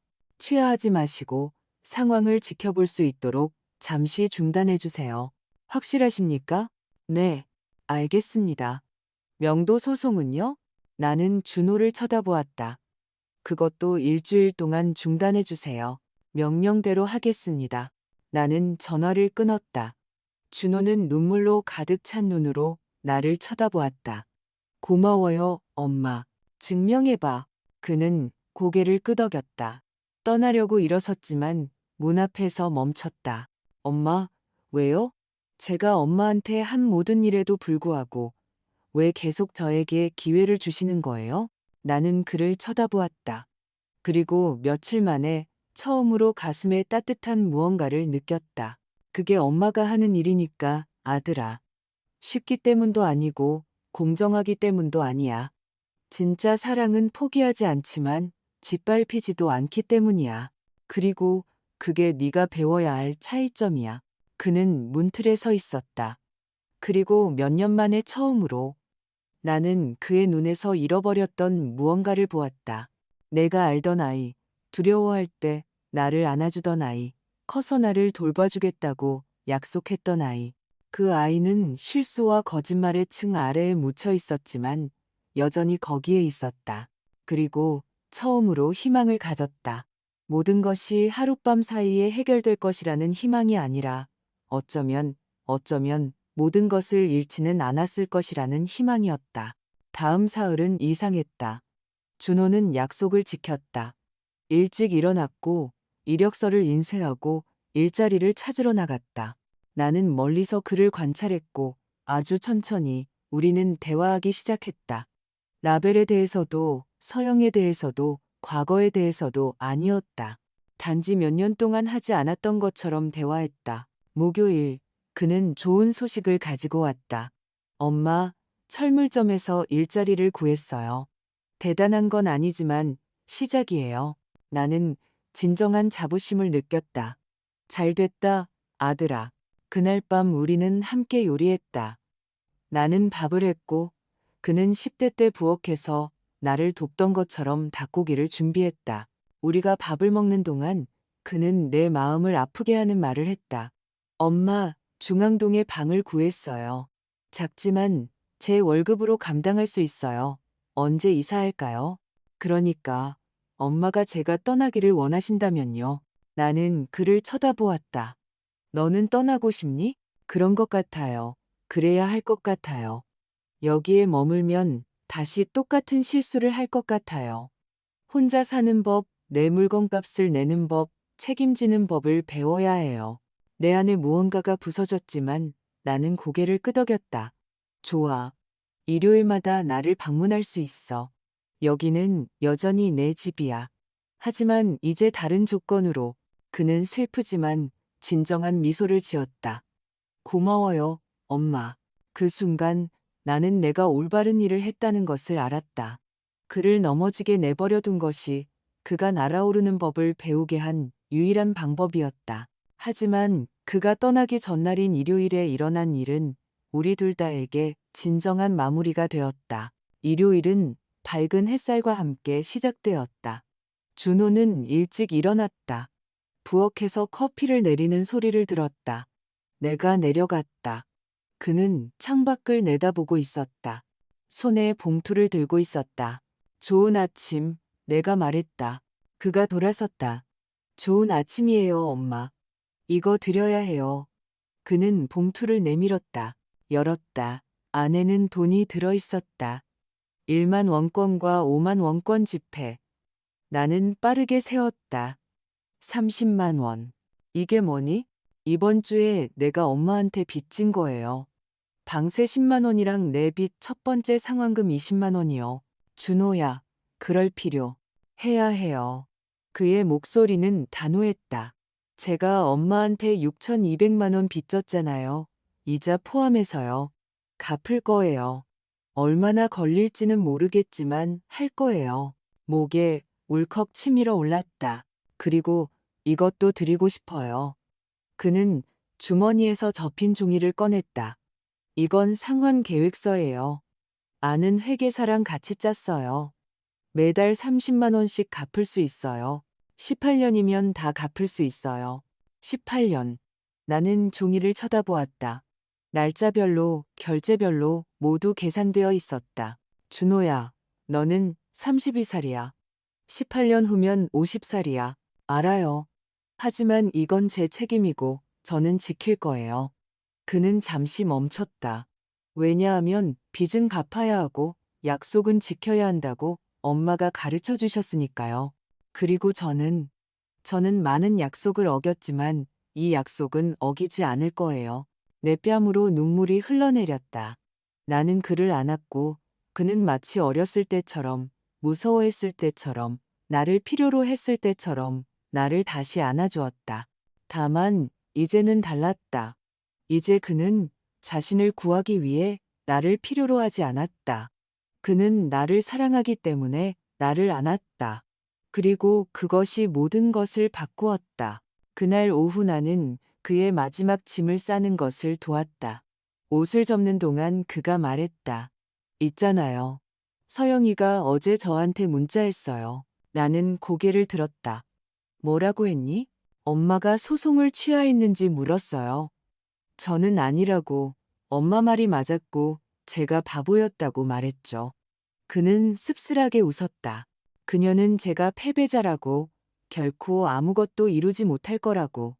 엄마 집에서 영원히 썩기를 바란다고 말했어요. 미안하다, 아들아. 미안해하지 마세요. 그는 나를 쳐다보았다. 그녀 말이 맞았으니까요. 저는 패배자였지만 더 이상 그러고 싶지 않아요. 그리고 그러기 위해 그녀를 잃어야 한다면 그렇게 할 거예요. 나는 침대에 앉았다. 그녀가 그리우니? 가끔요. 하지만 그녀보다는 그녀와 함께 있을 때 내가 누구라고 생각했는지가 그리워요. 그는 여행 가방을 닫았다. 저는 제가 중요하고 성공적이라고 생각했지만 거짓말이었어요. 모두 내 돈이 아닌 돈, 내 집이 아닌 집, 내 삶이 아닌 삶이었어요. 그리고 이제 저는 3평짜리 방과 15일마다 60만 원을 받는 일자리, 그리고 6,200만 원의 빚이 있어요. 그는 웃었지만, 하지만 이건 제 거예요.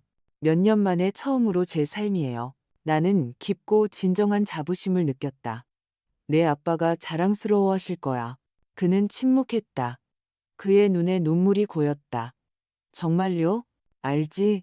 내 아빠도 실수를 많이 했지만 항상 일어섰고 항상 노력했어. 그리고 그게 바로 네가 하고 있는 일이야. 그는 눈물을 닦았다. 고백할 게 있어요. 몇 년 동안 저는 엄마를 미워했어요.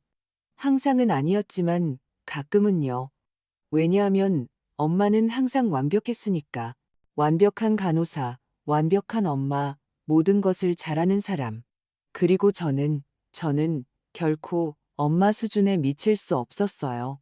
항상 도움이 필요한 아들, 아픈 아들, 돈이 드는 아들이었죠. 아들아. 그리고 서영이를 만났을 때 그녀는 제가 충분하다고 느끼게 해줬어요. 완벽할 필요가 없는 것처럼 그냥 존재해도 되는 것처럼요. 그는 심호흡을 했다. 하지만 진실은 그녀는 저를 사랑한 게 아니었어요. 그녀는 제가 줄 수 있는 것을 사랑했죠. 그리고 제가 더 이상 줄 수 없게 되자 그녀는 떠났어요. 모든 여자가 그렇지는 않아. 알아요. 엄마는 그렇지 않으니까요.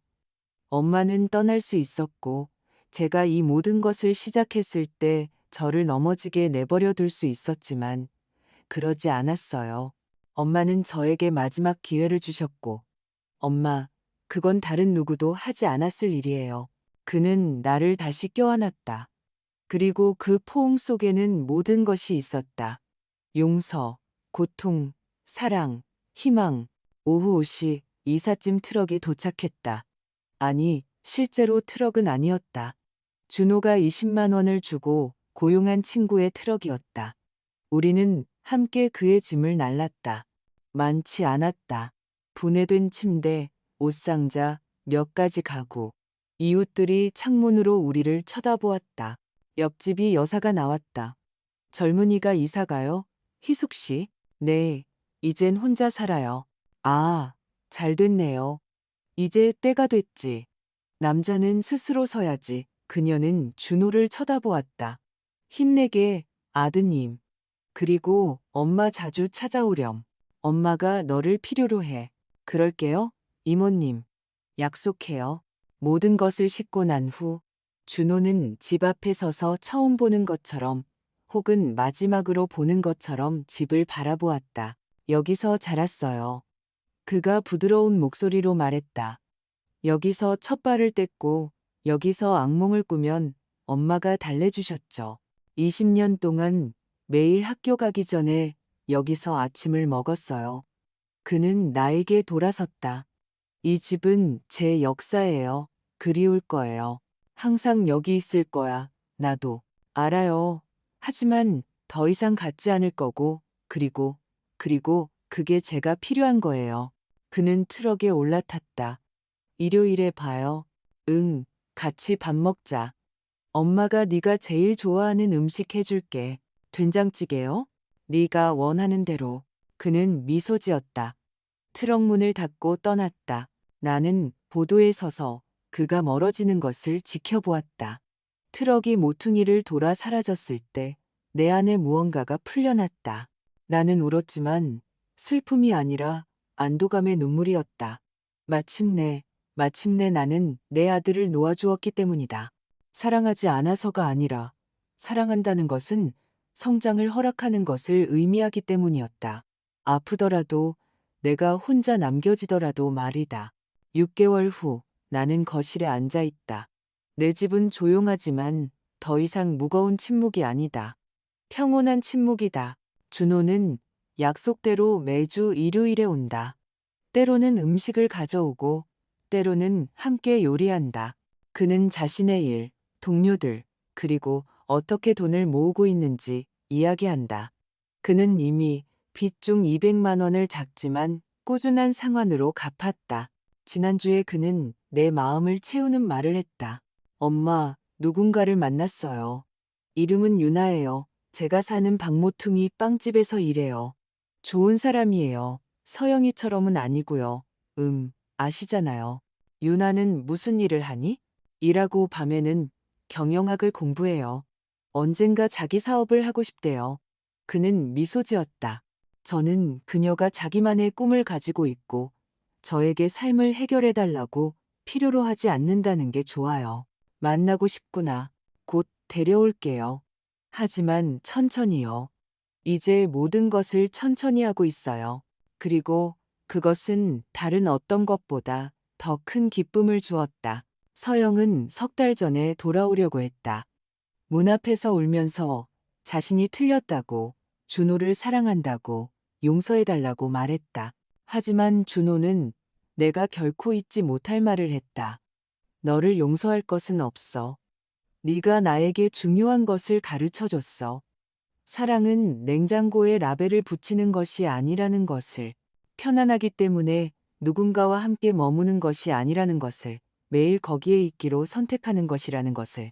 그리고 너는 나를 선택하지 않았어.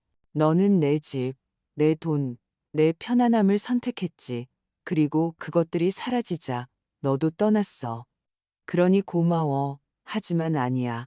그녀는 울면서 떠났고 준호는 집으로 돌아왔다. 그는 나를 안았다. 제가 같은 함정에 빠지지 않게 해주셔서 고마워요. 나는 아무것도 안 했어. 네가 혼자 해낸 거야. 아니요, 엄마. 엄마는 저를 넘어지게 함으로써 저를 구했어요. 그건 제가 깨어나기 위해 필요했던 충격이었어요. 오늘은 일요일이다. 나는 준호가 가장 좋아하는 된장찌개를 준비했다. 지혜와 전주에서 온 언니 수미도 초대했다. 준호는 유나와 함께 도착했다. 예쁘고 눈이 따뜻하고 수줍은 미소를 짓는 아가씨였다. 엄마, 이 친구가 유나예요. 만나서 반갑습니다. 어머님. 준호 씨가 어머님 이야기를 많이 했어요. 좋은 이야기만 했기를 바랍니다. 좋은 이야기뿐이었어요. 그녀는 진심으로 말했다. 어머님께서 그를 어떻게 구해주셨는지 이야기했어요. 어렸을 때뿐만 아니라 지금도요. 내가 그를 구한 게 아니야. 그가 스스로 구했지. 준호가 나를 쳐다보았다. 아니요, 엄마. 엄마는 저를 넘어지게 함으로써 저를 구했어요. 그게 제가 깨어나기 위해 필요했던 충격이었어요. 우리는 함께 밥을 먹고 웃고 대화했다. 그리고 그 식탁에서 마침내 자신의 길을 찾은 아들에게 둘러싸여 나는 몇 년 동안 느껴보지 못한 것을 느꼈다. 평화였다. 모든 것이 완벽해서가 아니라 마침내 올바른 일을 했기 때문이었다. 나는 더 이상 그를 구하지 않기 위해 아들을 충분히 사랑했다. 그리고 그 힘들고 아프지만 치유하는 사랑의 행동으로 나는 그를 진정으로 구했다. 그날 밤 모두가 떠난 후 나는 거실에 앉았다. 주위를 둘러보았다. 더 이상 노란 라벨은 없었다. 더 이상 긴장도 증오도 없었다. 집만 있었다. 내 집, 내 노력으로 산 집, 내 존엄성으로 지킨 집. 나는 깨달았다.